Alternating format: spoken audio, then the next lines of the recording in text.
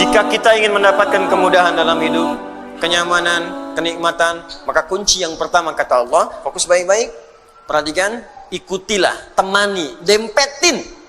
Ya, oleh kita sandingkan kehidupan kita itu dengan golongan-golongan yang paling utama. Wa hasuna ulaika rafiqa. Dan mereka itu sebaik-baiknya model kehidupan yang harus kita ikuti sampai dempet nih. Ikuti dengan dekat sekali pola kehidupan mereka. Siapa mereka ini? Mereka itu adalah orang-orang yang selalu taat kepada Allah dan Rasul. Taat. Makanya ayatnya dibuka dengan kalimat Quran surah keempat ayat 69, wa may yuti'illaha war rasul. Siapa yang mau menaati Allah dan Rasul? Taati, taati, taati, taati. Ikuti. Nah, model kehidupan yang taat kepada Allah itu disebutkan oleh Al-Quran ada 4 golongan utama. 1, para nabi. Semua nabi. Lihat sini, fokus. Saya pernah jelaskan ini, ada Al-Anbiya, ada Nabiyin, itu beda. Surah ke-21 namanya apa? Al-Anbiya. 22? Al-Hajj. 23?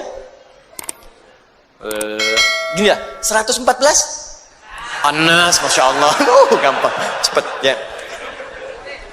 21 Al-Anbiya. Ya, Al-Anbiya. Awas, penting menghafal nama-nama surat Al-Quran untuk memudahkan hafalannya.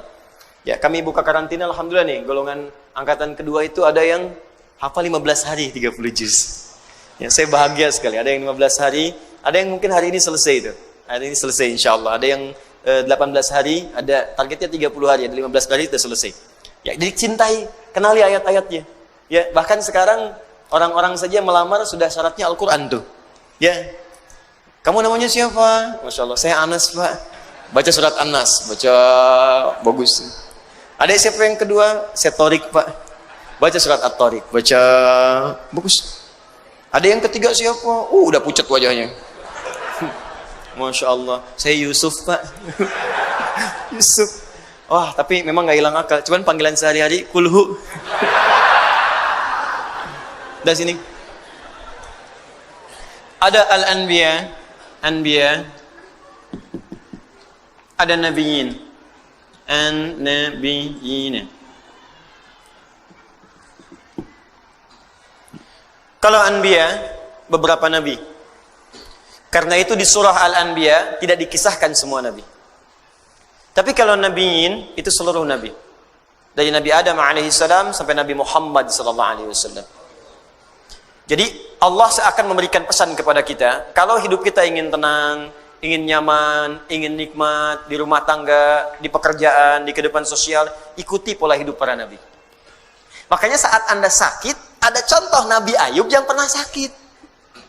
Fokus. Ada yang pernah sakit. Ya Allah, saya sakit kepala, sakit di kaki, sakit di tangan, ya, sakit di kantong, ya, sakit macam-macam. Nah, begitu terkena penyakit fisik, Allah turunkan pola kehidupan Nabi yang pernah sakit. Ada yang ringan-ringan, seperti Nabi Ibrahim sakit. Bagaimana menikmati penyakit itu? Ini yang paling indah. Sakit tapi menikmatinya gitu. Kan kebanyakan orang sakit itu menghadirkan keluhan kan? Makanya dokter bertanya ketika pasien datang, keluhannya apa Pak? Keluhannya apa Bu? Ini ada orang sakit mengeluh, tapi kalau Anda paham rumus ini, sakit tapi menikmati sakitnya. Pernah nggak ada orang terima sakit? Keluhannya apa? Oh nggak ada, nikmat semuanya. Terus ngapain Bapak kesini? Cuma buat kasih tahu aja. Orang semua sakit itu ditanya keluhan, yang ini tidak menikmati sakitnya. Nabi Ibrahim sakit. Ketika sakit, Quran surah ke-26 ayat 80. Wa idza maridtu fahuwa yashfin. Kalau saya sakit, pasti Allah sembuhkan. Enggak ada keluhan.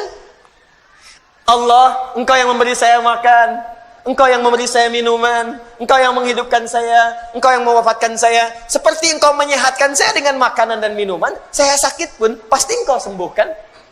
Enggak ada keluhan yang keluhan. Yang dahsyat Nabi Ayub. Ketika Anda berkata, itu kan penyakit biasa Ustaz. Tapi saya ini kena jantung. Jantung. Tapi kan masih hidup Bu. Kematian itu tidak ada hubungan dengan jantung. Kematian itu dengan ajal. Ada orang nggak sakit jantung pun kalau sudah tiba waktunya meninggal juga. Gitu. Tapi kan ginjal saya tidak berfungsi, tapi kan mata ibu berfungsi. Ya, tapi kan telinga bapak berfungsi, lisan kita berfungsi. Maka ketika ada orang mengeluhkan penyakitnya, Allah turunkan penyakit yang paling dahsyat yang pernah dialami oleh seorang nabi, yang tidak pernah dirasakan oleh orang sebelumnya dan tidak akan pernah dialami oleh orang setelahnya. Supaya nggak ada yang mengeluh lagi. Ketika mengeluh, Allah kemudian balikan. Ini aja nabi saya uji, dia nggak mengeluh. Kamu bukan nabi, kenapa mengeluh? Tapi kan dia nabi, ya Allah. Diturunkan ayatnya. Kalau ada orang yang bukan nabi pun mengikuti amalannya, maka saya akan berikan kenikmatan yang sama seperti dia mengalaminya. Maka turunlah Quran surah ke-21 ayat 83 sampai 84 itu. Wa ayyuba idznada rabbahu anni massani yadurru wa anta arhamur rahimin. Kata Allah, hei, saya akan buka kisah Ayyub alaihissalam supaya kalian belajar. Ketika ia mulai bermohon kepada Allah, saat sakitnya mulai mengganggu dia untuk ibadah. Di saat sakitnya itu biasa, beliau nikmati aja. Nikmati, sholat ya sholat, ibadah ya ibadah, gak ada keluhan. Istrinya bertanya, papa kenapa gak minta kepada Allah sembuhkan? Kata suaminya, berapa lama kita sehat dan senang? 20 tahun. Berapa lama kita diuji dengan sakit dan begini? 7 tahun. Nanti aja, kalau sudah sakitnya sama dengan sehat 20 tahun, baru saya minta kepada Allah. Saya malu dikasih sehat 20 tahun, saya senang. Kenapa ketika dikasih sakit untuk ibadah selama baru 7 tahun sudah mengeluh? Bukankah semuanya datang dari Allah untuk kita beribadah kepada Allah? Dikasih kaya 20 tahun, kita senang. Diuji dengan fakir baru 7 tahun sudah mengeluh. Saya malu. Nanti aja kalau ujiannya sudah serupa. Jadi bagi Nabi Ayyub nggak ada bedanya. Harta ada, nggak ada harta, tetap ketaatan kepada Allah meningkat. Sakit dan sehat nggak ada bedanya bagi beliau. Sehat ujian untuk beramal sempurna, sakit untuk banyak istighfar. Bukankah ketika sakit ada peluang dosa kita diampuni? Tuh.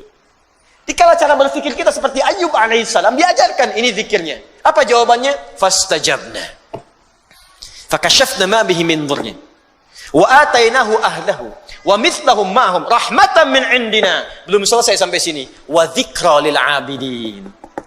Ketika Nabi Ayyub alaihissalam bersabar dengan penyakitnya, beliau menikmatinya, dan ketika mulai mengganggu penyakitnya untuk ibadah, baru bermohon kepada Allah, ya Allah, penyakit ini sudah menghambat saya untuk ibadah.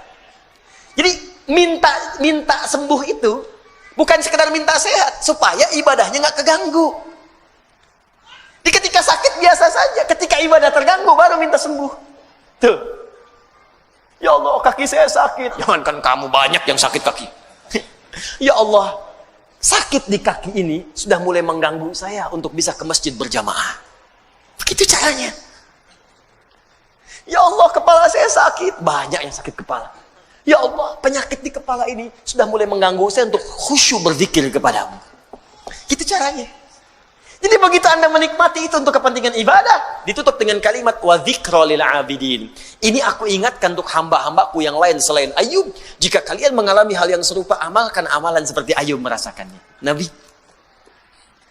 Anda berdagang, Anda bisnis, Anda bekerja, Anda berdakwah, Anda mengajar. Apa Anda kira akan mudah menyampaikan semua itu? Belum tentu. Kadang-kadang ada saingan, Anda yang ikut tender, mereka yang menang, padahal nggak ikutan sama sekali. Ada yang kemudian berusaha menyingkirkan, menyungkurkan. Ada yang mengajar juga, kadang-kadang ada yang menyoal. Bukan cuma Anda, bahkan ada seorang nabi namanya Yunus alaihissalam. Berdakwah, bekerja dengan baik, disoal oleh orang sampai diusir dari kampung. Masuk kemudian ke perahu, dilempar, ditelan ikan paus. Anda bayangkan, Anda masih hidup sampai sekarang, beliau di dalam perut ikan paus. Tapi kau masih bisa nikmat aja zikir. Idznada fi dhulumati, ya. Baca ayatnya wa dhannuni. Baca ayatnya 86 sampai 87-nya. Wa dhannuni idz dhahaba mughadiba, ya. Wa dhanna an lan naqdir alaihi. Wa nada fi dhulumati alla ilaha illa anta subhanaka inni kuntu minadh dhalimin. Tadinya gelisah. Enggak enak tuh. Ditelan dalam perut ikan paus. Kira-kira tuh di dalam perut ikan paus itu, maaf ya, terang atau gelap? Udah pernah masuk? Pengap atau nyaman? Ya, kita kebayang aja pasti pengap, sempit pengap. Dalam perut ikan yang sangat besar itu sempit pengap, tapi masih bisa berzikir kepada Allah. alla ilaha illa anta subhanaka inni kuntu minadh zalimin, alla ilaha illa anta subhanaka inni kuntu minadh zalimin, la ilaha illa anta subhanaka inni kuntu minadh zalimin. Allahu akbar. Apa jawabannya? Fastajabna lahu. Ya, wa najjaynahu minal gham. Perhatikan jawabannya. Tadi Nabi Yunus alaihissalam masuk ke dalam perut ikan paus. Tapi ketika dijawab doanya, jawabannya bukan mengeluarkan beliau dari perut ikan paus. Ya. Kalau mau konsisten, fastajabna lahu wa najjaynahu minal hut. Kami jawab doanya, kami bebaskan dia dari perut ikan itu, kami keluarkan. Tapi yang terjadi adalah kalimatnya indah. Fanajjaynahu minal ghammi. Gham. Apa itu gham? Gham itu awan gelap yang menaungi. Gelap. Tiba-tiba gelap. Bahasa Spanyolnya puek. Udah siang, masih siang, udah gelap. Gelap. Fokus. Jadi ada ghamam, ada gham, itu beda. Kalau ghamam itu awan teduh yang menaungi. Ghamam. Al-Baqarah ayat 57. Wa dhallalna 'alaikumul ghamama wa anzalna 'alaikumul manna wassalwa. Paling kiri sebelah bawah. Ayo, mana Qurannya? Di ada ghamam, ada gham. Kalau gham itu awan gelap yang menaungi. Maksudnya ini bahasanya tinggi, bukan awannya. Tapi suasana gelap yang mencekam. Kadang kalau orang sedang ngelihat awan gelap, siang-siang gelap, perasaannya bagaimana? Gak enak ya? Gak enak, jalan gak enak, perasaan gak enak. Yang dimaksudkan di sini bahasa kiasan. Ada orang yang mengalami situasi yang gelap, bikin sesak. Seperti Nabi Yunus berada di perut ikan paus.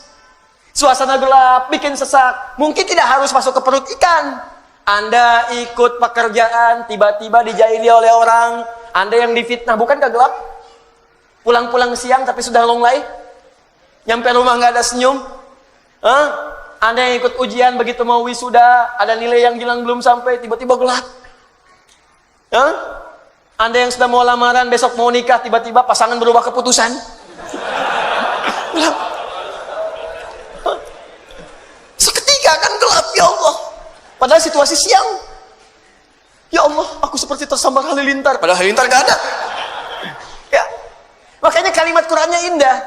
Allah tidak mengatakan perut ikan pausnya. Allah ingin mengatakan, akan ada orang-orang hambaku, mungkin selain Yunus, yang mengalami situasi serupa dengan Yunus. Pekat, gelap, capek, lemah, ya Allah. Walaupun tidak harus masuk ke perut ikan. Karena pekerjaan, karena di rumah tangga, karena di kampus, karena di kehidupan. Tapi Anda amalkan seperti Yunus, dalam suasana di perut ikan pun masih nikmat. La ilaha illa anta subhanaka inni kuntu minadh zalimin. Perhatikan, begitu Anda mengamalkan zikir yang sama dan menikmatinya, wa kadzalika nunjil mu'minin. Belum selesai ayatnya. Fanajjaynahu minal gham, kami selamatkan Yunus alaihissalam dari gham, perut ikan. Wa kadzalika nunjil mu'minin. Kalau ada orang-orang beriman setelahnya mengalami situasi yang serupa, bahkan masuk ke perut ikan pun dia berzikir, saya selamatkan kata Allah. Atau bukan perut ikan, perut rentenir,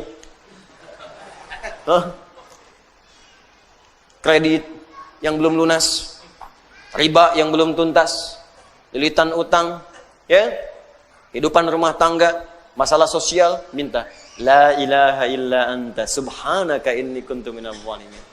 Uang belanja belum kunjung datang, la ilaha illa anta subhanaka inni kuntu minadh zalimin.